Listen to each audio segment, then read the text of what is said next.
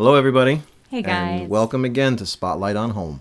All right. So in a previous podcast, we talked about like how to set your home up so that the homeschool curriculum and all your books and all the teaching stuff doesn't really start to take over your home and really encroach on every area of your life. And that would build frustration in you. So that we talked about in a previous podcast. But today I thought we would talk about creating an environment rich in education. So like creating an education rich environment, really, so that your home is just like a natural place to learn. And learning will just occur naturally in a way that... I guess organically even is maybe a better term. But I've been studying now for a few years, like what makes a homeschool successful versus what doesn't. And I think one of the things that doesn't is the fact that the mom always thinks, okay, I have to do all these curriculums and all these books and they have to stick to this really rigid way, and they feel a burden is on them to spoon feed their kid everything, and so I thought this might help you, one, be successful long term, because it is a marathon, and we say that all the time. And so this will hopefully help you check in with yourself, kind of see, okay, how am I lining up with what a successful homeschool could look like to make my life easier, and then also, is my home set up in a way that just lets learning occur naturally so that I don't feel so burdened and overwhelmed? Right.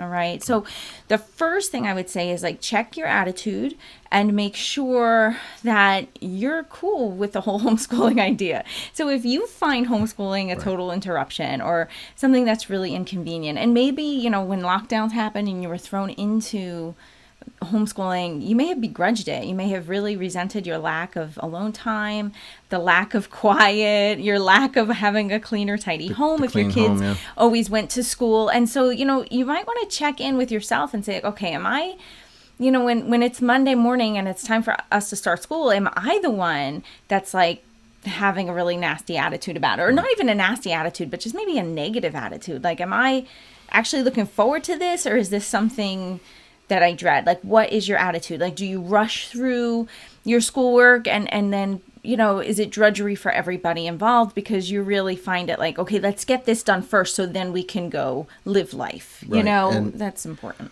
what we have seen, your children are not ignorant. They can sense it, they can smell it, they can feel it, and they will use it. They're not monsters for that. They're gonna the way the river flows is the way they're gonna navigate, and you do have to check yourself, kind of. How's it go before you wreck yourself? That's so stupid, but it's true. We consider the home kind of like a ship. Yeah. And you're your wife, your husband and your wife together. You are the captains of this, and you could run aground. Now, running aground isn't the end of the world. From time to time, it happens. Yeah. But you do have to kind of double back. You look, you reevaluate. Then you go to the zoo. And you go to the zoo for the afternoon. Yeah. Or you take a day off. School. No, I'm just kidding. Yeah, right. You go get the pamphlets. No, it's not impossible, but you do have to take a very close look. Right. Otherwise, they'll sniff it out, and you're not going to want that for them. The fact that you've even gone this far listening to us tells us that's not what you want. Right. Yeah. And we're here to help. We've we can't say we've run aground, but I don't know if you've listened in some of the other episodes. I'd come home after sometime in early spring, and those pamphlets for the local school would be waiting, and do you think? And we've talked it through. Yeah. I never demanded. I never thought, but I said, let's look at what do we want? What's the vision? What's our goal or vision? Like what we went through with you. We really the mission did do. Statement of this whole thing. Like what do we want to be in 20 years, 10 years, 5 years? Like what is our goal here? And then working back from that, it's like, it's got to be homeschooling. Like that's right. And take the time to change it. Yeah. If there's some expense, and if spend it. And if you're new to us, and maybe this is the first episode, go back to episode number 1, because we do walk you through the whole thinking process about like setting up your homeschool and coming up with the reasons why you'd want to. And those help, especially on those days where it's like, it's Monday and it's like, oh, I don't want to do this again. I wish I could just send them off on a bus sometimes, and that's not everybody and that's not all the time, Cleveland. but there are some that's just a local school bus. But, anyway, just local, not to Cleveland. No. But, just, check your attitude and make sure you're not giving off a vibe like that having to teach them is a super inconvenience for you, because they'll just start to fight back about it then too. They'll pick up on it super quick. Kids are pretty intuitive. On the inverse, your energy, if you know your kid is a mellow kid in the morning and you come in, woo, ready to go, that might freak them out. So know your child. Right. And know your second child, and for some of us, 3, 4, 5, 6, 7, 8. Know them. They're all different. We got hermits, and we've got one we try to almost tether down, but man, she's flying away, and that's cool. She's at the age for that, and it's appropriate. Yeah, it is appropriate. But you do have to handle each one differently, and that's because you love them. Sure. So. Yeah. So here is another one when it comes to your attitude. So do you begrudge spending money on curriculum? So if you find yourself asking well, how cheaply can I do this? It could be for budgeting reasons, and we get that. I mean, we have 8 kids and 1 salary, so totally get the whole budgeting idea. However, what you're willing to spend money on also indicates what you value, right? And so if your only goal is to do it as cheap as possible, your kids may eventually become shortchanged in that regard. And so we always took an approach that, if it was something we wanted, even though we have a limited budget, we did commit to buying the best we could afford to do. Right. Less junk. Right. But, buy once, cry once, all those cute ideas. My mother was famous for cheap is expensive, because you end up buying it again. And unfortunately, even when you do spend, sometimes little people, a good story, a homeschool story, you were looking for that disc for how long? Listen, guys. All right. So we use teaching textbooks for math, which is an online, that you can either do it online or you can use discs. We use discs because when we started, 8 years ago, they didn't have online. They only had discs, and I bought the discs, and we've been passing them down. And so math for us barely costs anything because we have it, right? So, but discs, we kind of discs and library books are kind of our nemesis, because they lose the library books and they scratch the discs, right? So anyway, at the beginning of the school year, my 3rd grader going into it did not have, we had 4 math discs, right? Because each disc has 40 lessons on it, right? So we had 4 math discs, but they were all scratched and useless. But I could buy a replacement disc for $15. So I bought 4 replacement discs, 1 for each one. And so we started the school year off. Even with that expense, we're ahead. Yeah, because we didn't buy it for was years, $60 for the whole year's worth of math curriculum. So it was fine. But last week, my son's I'm getting into my 2nd disc, in a few lessons, but I can't find it. I'm like, what do you mean? Well, I don't know where it went. It slipped out of the thing and it's gone. And I was like, well, I'm not going to order a replacement because it's got to be here, right? And so... How long did you put the replacement off? I put it off for 10 days.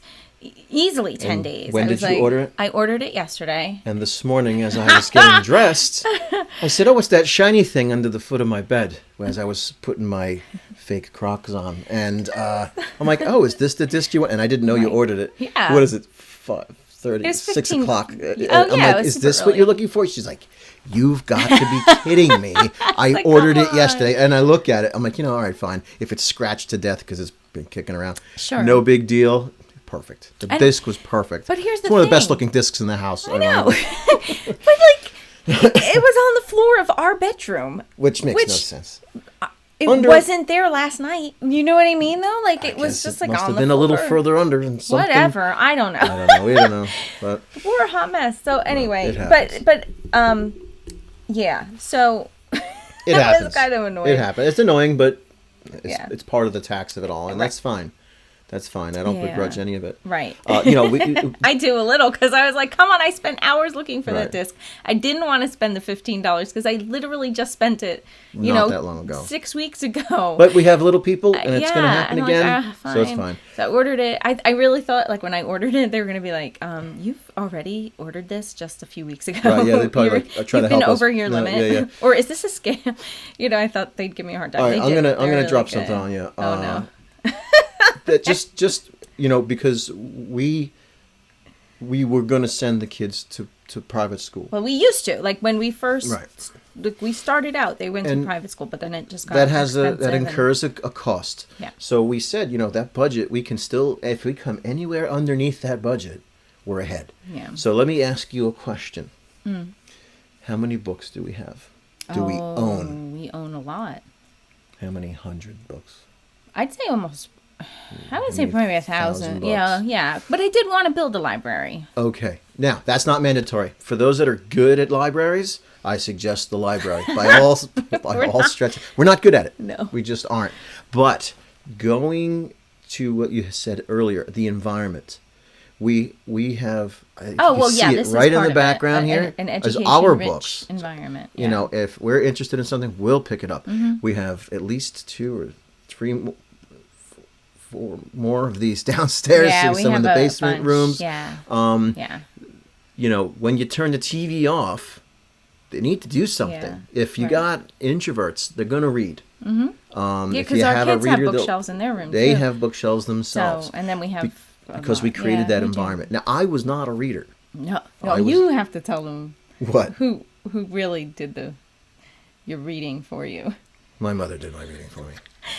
My mother did a lot of my homework for me. It's so not fair. It's not fair, and I'm not necessarily proud of that. But well, if she didn't, no one would have. But I was a bad student. I probably would have done very well I think you would as a done homeschooler, awesome but there was homeschooling, that. totally. It was the late 70s, very early yeah, 80s, and they yeah. were super normie, and Weird, they were yeah, just not yeah, going to no. do that. That was just not an option No. at the time. The Neither real one of our parents would have thought outside no, the no, box. no. That It wouldn't would have been happened.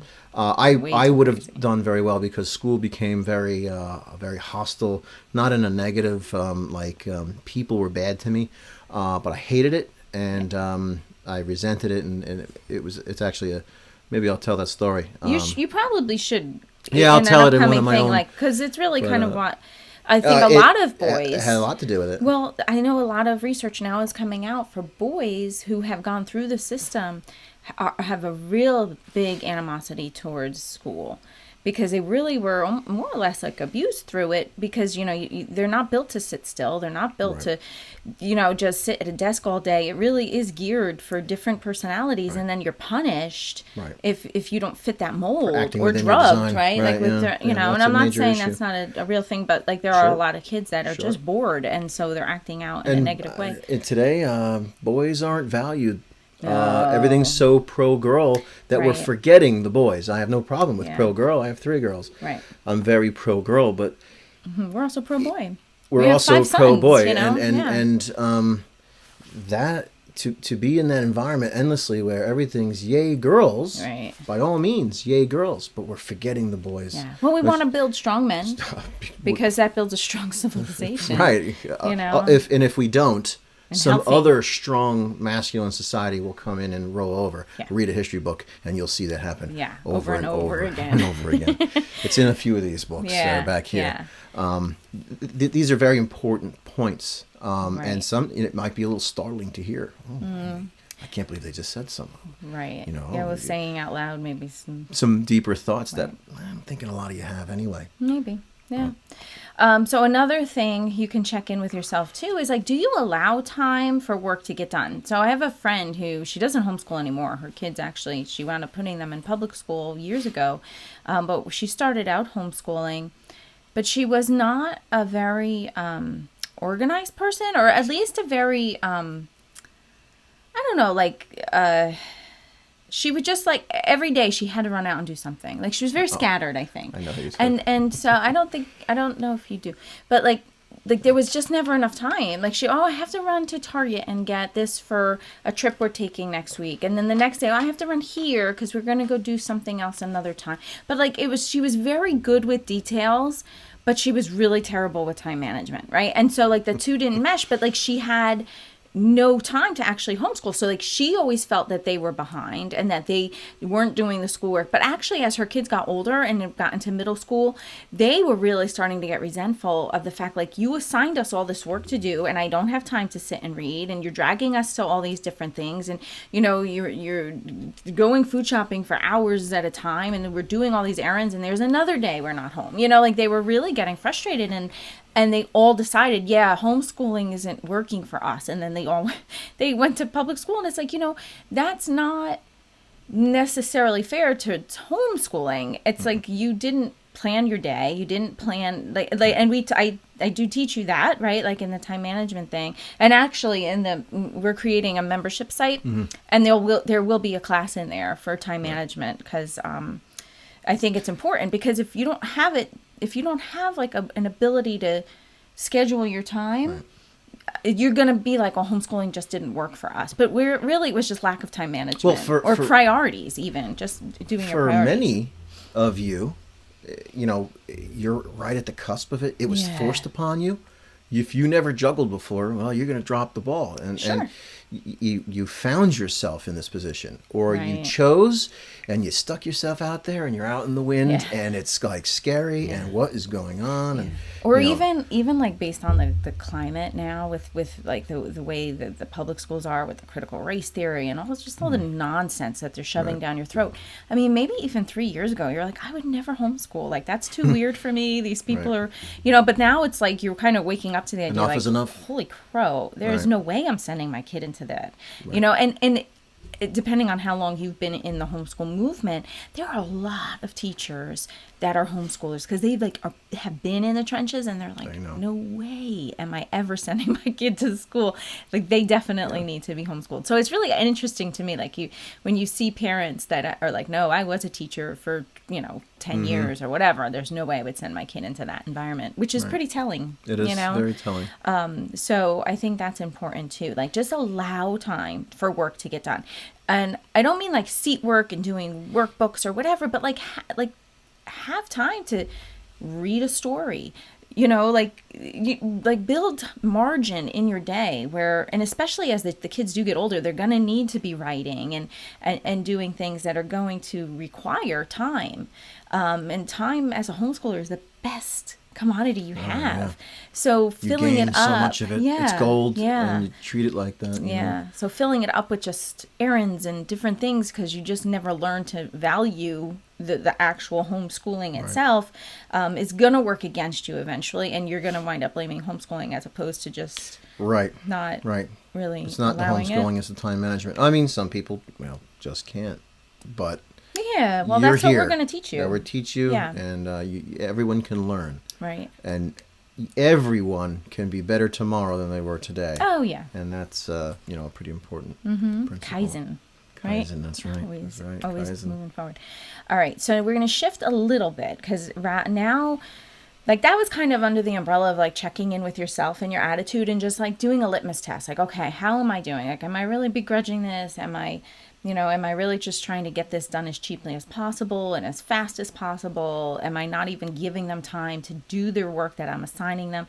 Check in with yourself on those. And then, here's another thought you can kind of notice and try to reflect on too, would be like, do you allow time for your kids to be bored? And I know as a homeschool mom, you feel like, oh, we have to do so much because we've got to keep up. Or we're afraid if we don't offer them every opportunity, they're going to be behind. And then just like I say behind with air quotes, because like there is no really behind in childhood. It's a development. There is an overpressing fear that the public schools or the regular schools are soldiering on, and if you don't do more busy work, that you're going to be behind that grade. Oh my goodness, my kid's behind. Right. I got news for you.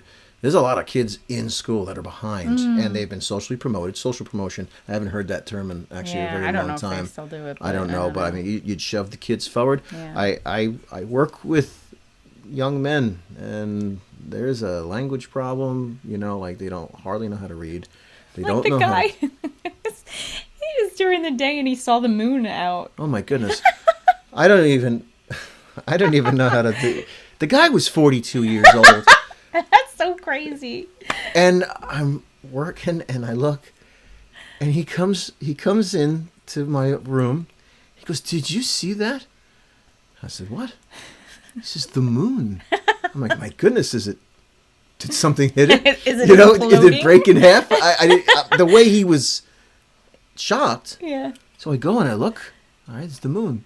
I'm looking around for lights circling it or aliens. Right. Like, this is it. Or is it getting too close? I mean, do I have to make a call? I don't even know who I call. I'll call you, say goodbye. All right, yeah. It's been nice. He goes, it's daytime. Oh. I go, yeah. He goes, the moon, I can see it in the daytime. Yeah. I'm not going to tell you where he was from, because it's kind of funny. Right. But I'm not going to tell you. And I go, how old are you, man?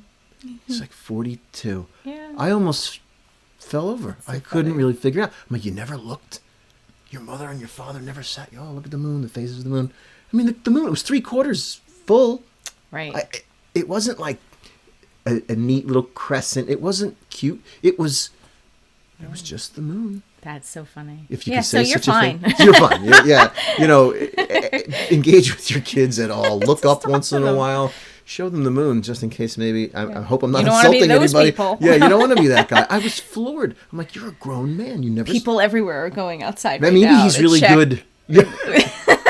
Did you hear this on the spotlight at home? But the moon is out. The moon is out in the daytime. Right. But no, you don't want to be that. I mean, he was like an engineer, like a pencil type of engineer. Wow. So yeah, maybe he's good at that. Like I don't do that. Yeah, And maybe he's just busy reading books all day. I'll be like, what angle is that? And he might be going, can you believe that idiot? Right, sure. Doesn't know what angle that is. Maybe. Right. I don't think so though. I was floored. That's great. I was floored. But yeah, we were like high-fiving after that. We're like, we're yeah, we're doing good. Yeah, real good. Our kids are geniuses compared to this guy. Yeah. But So I would encourage to like allow time in your day for like your kids to get bored. It's okay. It's okay if they tell you they're bored. And I always say like boring people get bored. Go find something to do. And so what I thought I'd do is just when it comes to like creating an education rich environment, like give you some ideas of what that looks like. And what we've done in the past and what other families have done that I know of. So like I said, like allow time to get bored. So resist the urge to enroll in activities, okay? Because if you're just running from place to place to place, it's going to wear you out. Well, it'll wear me out. I know. I mean, maybe it livens you up. But for me, I'd be like, I can't do this. And there's value in resist that urge. Yeah, totally. I just mean like give the kids margin in their lives to be able to actually do the work that they're supposed to be doing, but also time to be bored and daydream and lay on the grass and look at the clouds. Right. Look at the moon out in the daytime. Please look at the moon. But really, like those little lost moments of childhood, they'll never get back. And if you're just shuffling, okay, now let's go to chess club and now let's go to this. Like it's all good stuff. All good stuff. But don't feel pressured. Like maybe pick one activity a season and do that. And then if they don't like it and you want to switch, then switch it the next time. But like don't feel like every night of the week you have to be somewhere and you have to have something, or you need to join a club where they're going to get lots of badges and you have to work on that every day and blah, blah, blah. Like just try to enjoy their childhood and let them have time to be bored, to create. So for example, we have sketch pads, like the kids have sketch pads. Some of them carry them around everywhere. Oh my. And they'll bring them with them. It actually, I'd had to talk to them. I said, we'll go to service, church service, and they're just sketching, and I'll quiz them because it could appear as disrespectful because they're not looking or whatever. But I know they're listening. They, the concepts are being absorbed. Yeah. That's how they do it. I can listen to endless amounts of books while I drive. Right. It's kind of the same thing. Yeah. I'm doing something very dangerous and risky, but Right. I am also paying attention otherwise. And they can do it. Some can't. I can't. I struggle with doing two things at once. But the driving is easy for me, and I do so much of it, so it's not a big problem. I see you have a few other items here. Yeah, I written made down. lists. I'm a list maker. Right, I kind of shoot from the hip Right. kind of guy. Yeah. So bubbles is another one. And this is for all different ages. Because even, I'll buy bubbles for our baby, like, our 2-year-old. And, our older kids are like, did you get some for us too? So it really doesn't even Right. matter what, even our 8-year-old was out there, I'm sorry, our 10-year-old was out there blowing bubbles too. And then the older But they're girl, sharing an experience they too. love So it. there's and they'll value pick them in up that. and blow them for him. So the bubbles are good. We have bins of dress up clothes, even so we had them for the girls, and we even have them for the boys. And then so like Goodwill has Halloween costumes that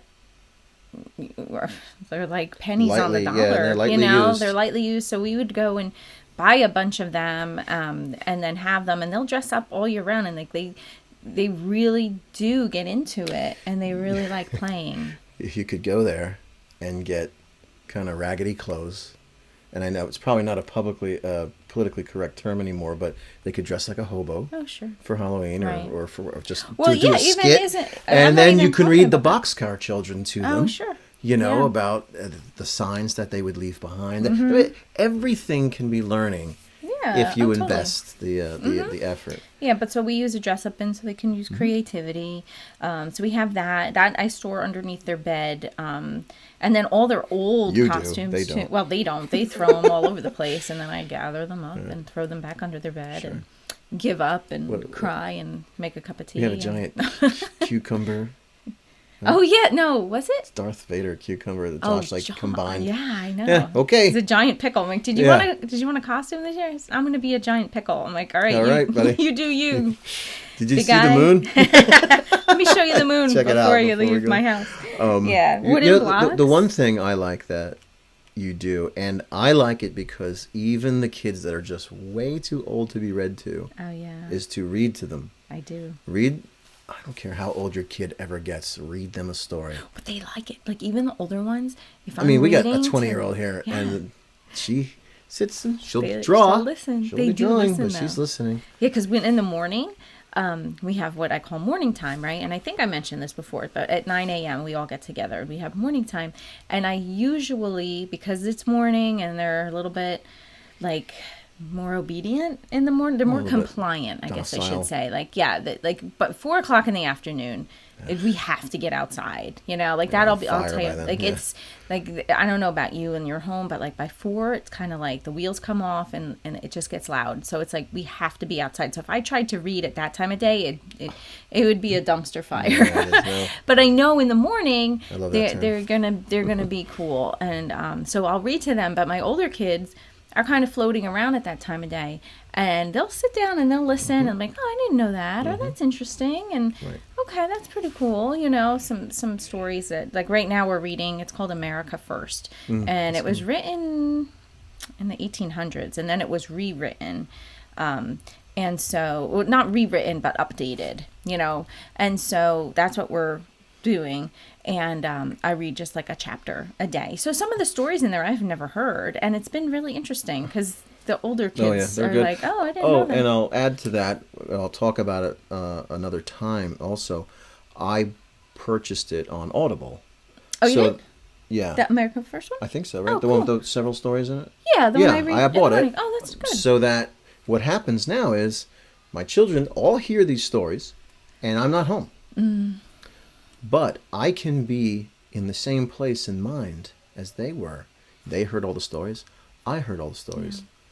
My wife heard all the stories. Yeah, and we can and chat then about when it. things come up, we'll be driving around and we'll see a historical site and say, oh, you remember that story? And I'm there too. Right. We have common experience without actually being together. And that can certainly be found, obviously, in books in general. But when they hear it read out loud, Yeah. because maybe only one kid would read this Right. on their own, or two, and maybe me, I'd listen to it, or she'd listen or read it. But now the whole family has heard this, and then when we're out, because we like to do historical travel, or we have a lot of historical little sites nearby. Yeah, we're in yeah, our Pennsylvania. We location got a is lot of ideal. founding issues, founding things happened here. Yeah. And we could say, oh, you remember when William Right. Penn? As a matter of fact, I got a notification earlier. We were supposed Yeah. to log into Oh, some William yeah, I Penn know, thing. I know. And They're like, Yeah. no, we're going to record instead. So Yeah. Yeah. No, it's true. And actually, we were reading in that America First book, and then we also read A Cabin Faced West, which I do read to them after lunch when the baby's taking a nap, and it's a cute little short story.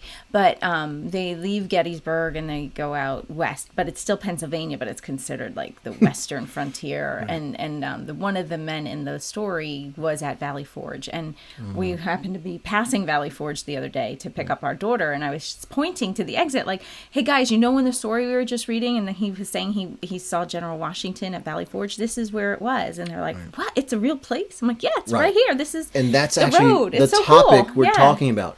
Yeah. Education rich environment. Right. And and it happens naturally. So now they're like linking, oh, okay. And then I'll talk about like, hey, we were driving, of course, the speed limit all the way down here, and see how long it took to get here. Of course, the speed limit.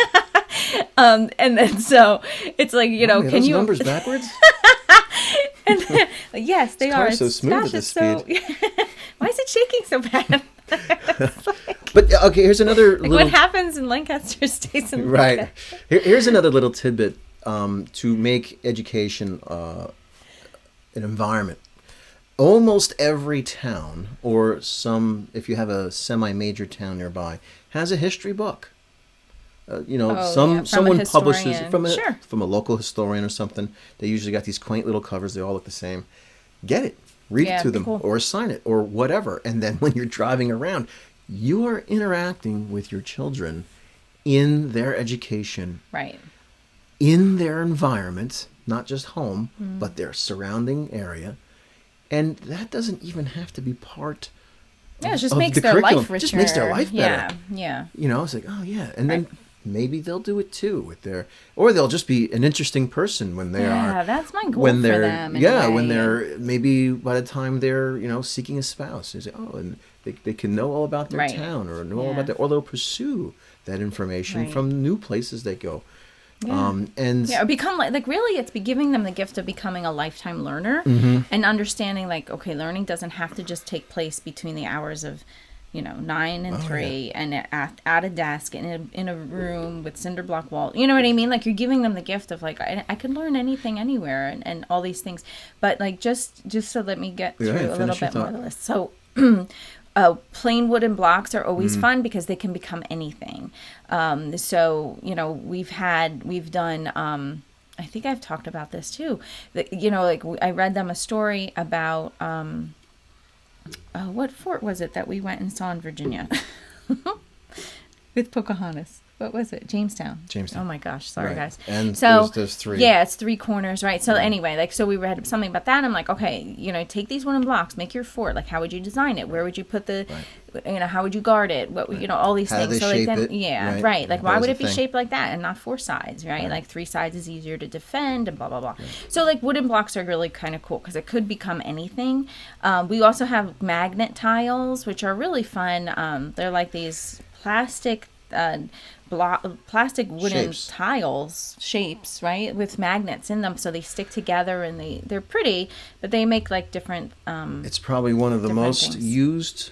Toys. Yeah, they have their own drawer. We call it a toy, but room. Really, it's a craft almost level thing. And kids know when they come over to go in the drawer and they take it out and they just start playing with them because they really are cool. Other people's kids. Other friends. Right. Friends come over and they're like, "Can we go in here and get these?" Because they just remember from the last time. And they're about $1 a piece. Yeah, they're kind of expensive. They're on the pricey side, but you know what? For what we've spent, I think we did resupply it once to add to it because they get lost, they get used. I'm sure there's a bunch in the vents. Oh, probably. I know they're under the couch. Oh yeah. Excuse me, guys. So replenish them. They're absolutely worth it. They play with them from toddlers to 20-year-olds. Our little 47-year-olds. I play with them too. Yeah. So wooden blocks, magnet tiles, Play-Doh. I even make my own. It's not hard. I use. I know. Yeah, cream of tartar. I was gonna say tartar sauce, but that would be like so disgusting. That would be disgusting. Like flour, cream of tartar, and then I think water, and you just mix it up and cook it. It's super easy. Do not put glitter in it. Oh, glitter is terrible. Do not. But Some you know what people I are like, do? "Oh, put glitter." I drop a Barf. couple of essential oil, lavender into it, and so it smells good. Or like if it's Christmas time, I'll drop a couple mint smell Mint into or it. pine And or now you could totally go on Pinterest and find like Play-Doh Yeah. recipes, or just get regular Play-Doh, which Yeah. we do both. But if Yeah. I'm feeling like we don't have like regular Play-Doh and we ran out and I'm just It's don't just want to as easy spend to the make money, it instead I'll of going just to do the store and that. get it. Yeah. Also like sensory bins. There was a farm down the road. Chris bought a bunch, like we have chickens, so he got a big bag of corn feed, and then we just filled up some bins for the kids and like let them just pour and play. And again, like this kind of like we Outside. had it in, no, totally, but like we had it in mind for our preschooler, but it wound up like, you know, the kindergartner played with it, the second grader played with it, the fourth grader played, like, you know, all the older, Yeah, I played with all it. the old, yeah, because it is kind of fun and it And is like a it's great neat. sensory activity Corn, for because them. after Oh, you yeah, play it with the makes your corn, hands- you get the cornstarch in your hands. Yeah. It's like baby powder, and they're Yeah. like, "What is that?" Then Right. you get to tell them. You get to tell them. Right. That's the privilege. Right. And it's all learning. Like all of this stuff, believe it or not, it might be like, well, they're just playing, but so much skill and thought and observation and scientific reasoning, like all those things really do go into learning. So we also have paints and watercolors. You know, we have the math manipulatives, which allow them to use. There's, you know, we set up bird feeders in our yard because I knew we would be studying birds and we would be reading a nature reader about birds. So I set up bird feeders, and then I have bird identification books nearby on our shelf, and a few times We now. have an app too, but I've since forgotten. Yeah. You can even But- hear the calls. Right. And yeah. everything. It's Yeah. There's pretty so neat. much you can do on that. And so like the kids will watch it, and they'll try to guess the bird, or they'll pick a favorite type, and then they'll look it up, and they'll be like, oh, I didn't know that was And this then kind of they will bird. tell And then you when they Yeah. see one every time. Right. I saw a cardinal. I saw a cardinal. I saw Right. a man cardinal. A girl cardinal. Oh yeah, it's They a girl. must be married. It's a girl. Yeah. Yeah. Oh yeah. Yeah. They're married. Yeah. So they're cute. And then so that's something we do. We have binoculars. We mentioned our book basket. So like when I have my fall decorations, I have all my fall books, and so those come out. And then I have a whole box of Christmas books that are with the Christmas decorations. And so when the fall decorations go away, the fall books go away. The Christmas books will come out, and then we just read through them. So I don't want to go too much into that because I did talk about that. Board games are huge. Like I know a few families, and actually I want to do a whole podcast. I'm going to write it down. I want to do a whole podcast on board game ideas for school. Because I know a lot of families use board games. So, like, say on a Friday afternoon, if they just want to do something fun or change of pace, they will pick some board games, and like that's what they do school with.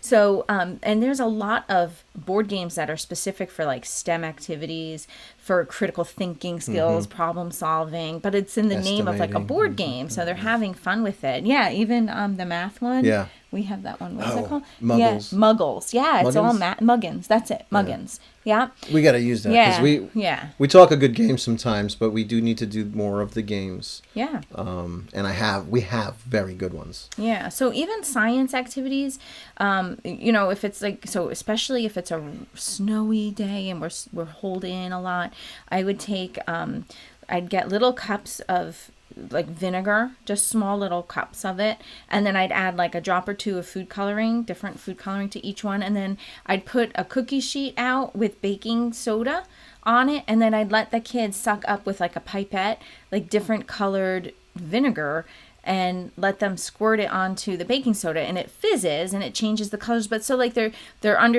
you know, I can explain that about they're having fun. Chemical Then we can reactions. talk about chemical reactions. They can be mixing colors and learning about the color wheel and that kind of thing. But it's like a fun activity for them, and they are learning at the same time, but they don't simple. realize it. And it's not very expensive. It's so simple. things You like don't that, know about it, but right? it is simple. Right. So like things like that, you can There's kind a of laboratory science Totally, level, yeah. lab level science yeah. thing. And you that- can come up with things like that to do and have it. I mean, some people have a whole cabinet of like rainy day, like they call it their rainy day cabinet, and it's got the board games in there, and it's got like these ideas for like the, you know, the pipettes and maybe the vinegar or the food coloring or whatever, you know, you There's can a always. pipette on our bathroom floor. Oh, right I now. know. I know. Well, actually, the other day they were wanting to play, so I put their cars in the bathtub, and I gave them pipettes, and then I gave them a bath. And then I let them like do a car wash with their cars with the pipettes and stuff like that, just so that they wanted to play. But I don't know, it just was a weird time, and I think it was dark out already. So I'm like, well, but they were kind of like they needed to get out their wiggles, kind of. So anyway, so I let them do that. Plus the bath is relaxing at the end of the day. Yeah, and they were able to kind of chill with and do that with their things. So let's see. Yeah, so like the board games are a big thing, and we have a friend who's like totally into board games. So I wonder if he'd come give us some ideas and write them actually down. have him on the show.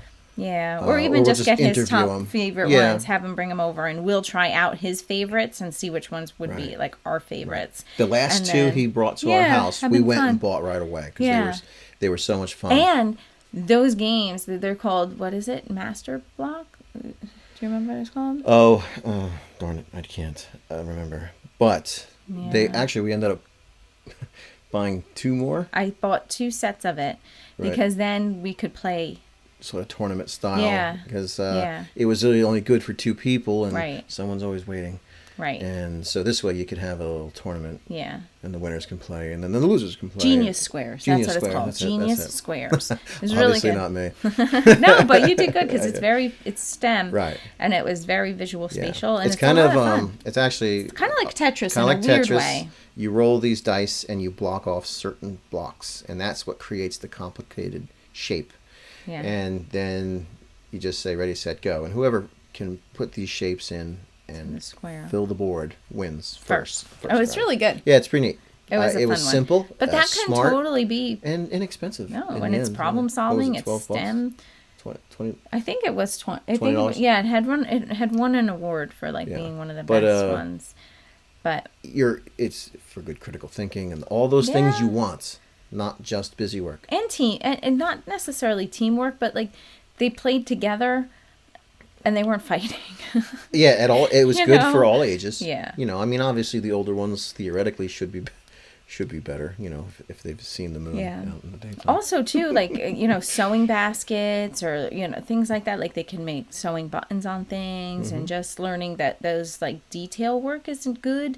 And then handcraft time in the afternoon. I know some families do that as well, where they just learn how to do handcraft. So there's tons. Crocheting and knitting. Oh, yeah, crocheting. And that's not just for girls. I did a lot of crocheting as a young man. Actually, our one boy took a knitting class at our co-op, and he loved it. Mm-hmm.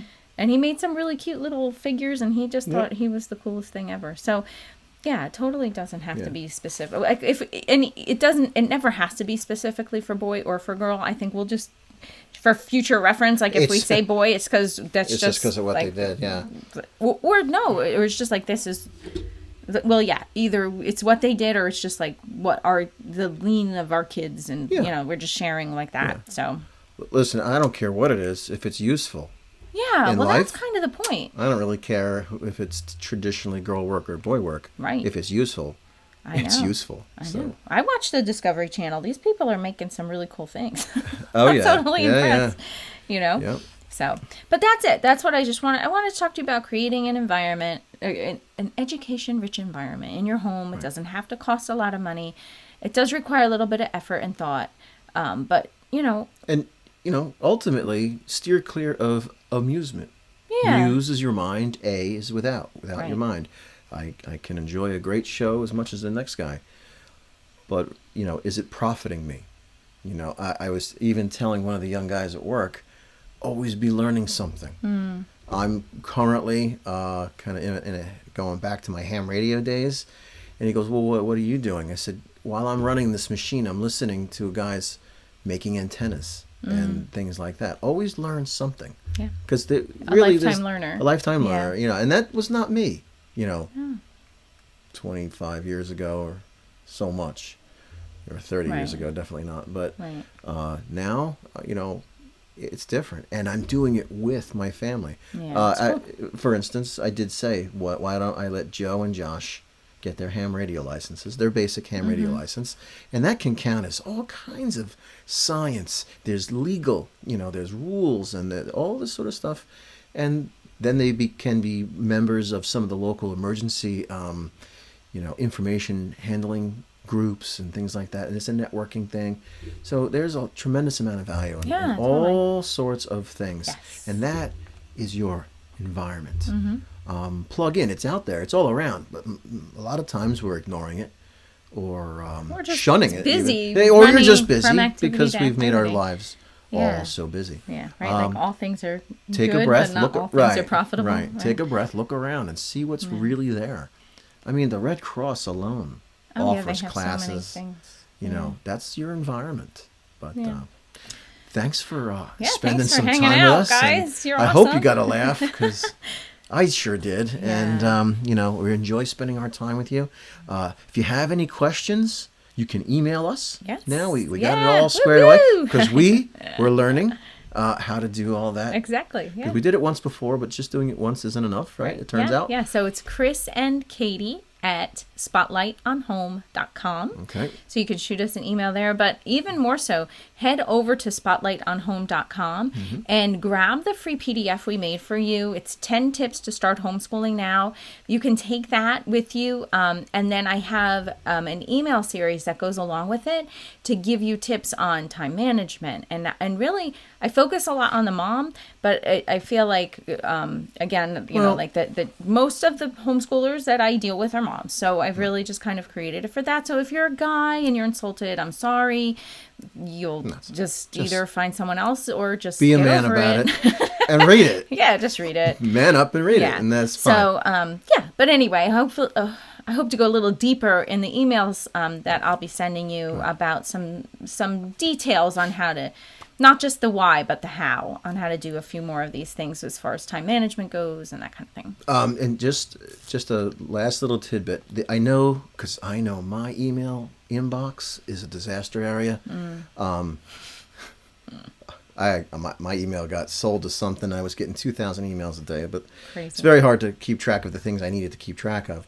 But we know your emails are bombarded with all kinds of stuff. We're not pitching anything to you. We're offering you real information. All right. And hopefully you'll find it helpful. Like we really went through and thought like, okay, what did I wish I knew 10, 11 years ago when we first started this? Like, let me put it into a PDF and I'll give it to them. It'll save them hours of time and they'll straighten have that it. learning And, curve. So valuable. So valuable. And then in the emails that I'll send you, I won't spam you, but I'll send you them and they'll kind of walk you through like, okay, this is how you deal with time management. This is how you deal with when you have an overwhelming day. This is, help for like, okay, dinner, like what do I do? Like when, okay, dinner's and this coming. Is encouragement and, for dads, man, or this is encouragement for those who she mentioned the term dumpster fire earlier, and I love that term, but we're planning on a future episode with that term in it. And I think regardless of your situation, you're going to like that episode and you'll love that learning.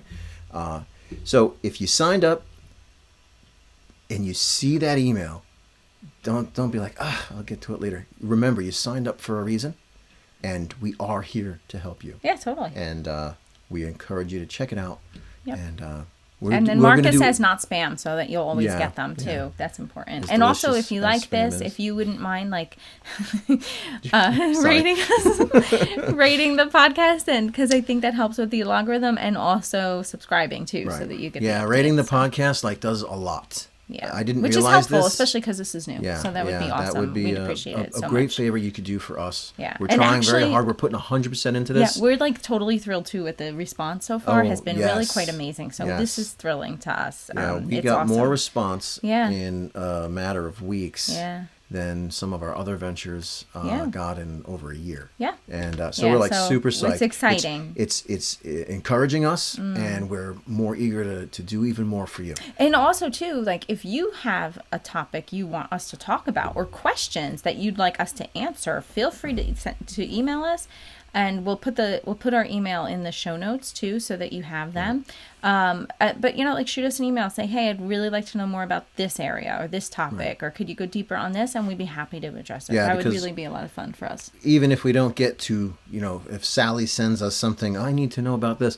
We might not get to your direct question, but you and about 5,000 other Sallys have the same question. So if any question comes up, a handful of times, we're going to make a whole show devoted to it. All right. Or if we don't know, we're going to look it up. Yeah, we'll look it up. And get help you find the answer. All right? With us.